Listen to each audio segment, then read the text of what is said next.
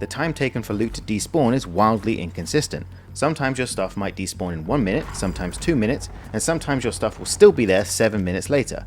The trend seems to be that loot despawns faster in the early game and slower in the late game, but that's not because the despawn timer changes throughout the match, because despawn speed is inconsistent between matches as well, even comparing the same circle and the same time during the match. The reason for this inconsistency is that there's no despawn timer at all.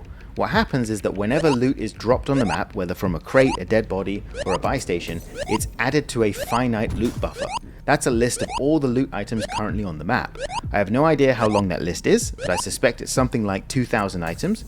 If the buffer is full when a new piece of loot is dropped on the map, the oldest item gets pushed off the end of the loot buffer and the new item is stored right at the beginning. So old items will despawn before new items, but the exact time it takes is completely arbitrary and depends on the behavior of every player on the map and how much loot they drop. This means that in the early game, when you have more players alive looting crates, dying and dropping loot, that buffer fills up faster and has a quicker turnover, so your loot despawns faster.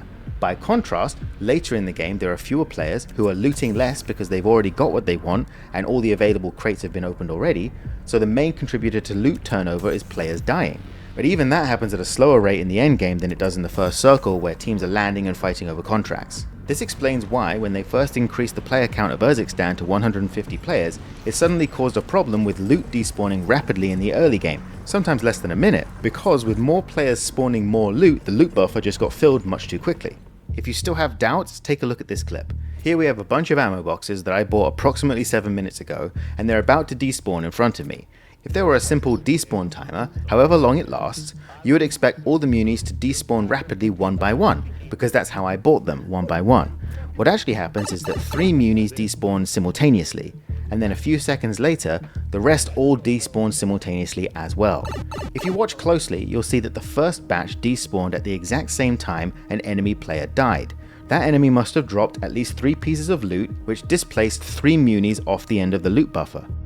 Then, a few seconds later, another enemy dies, dropping enough loot to displace all of the remaining munis.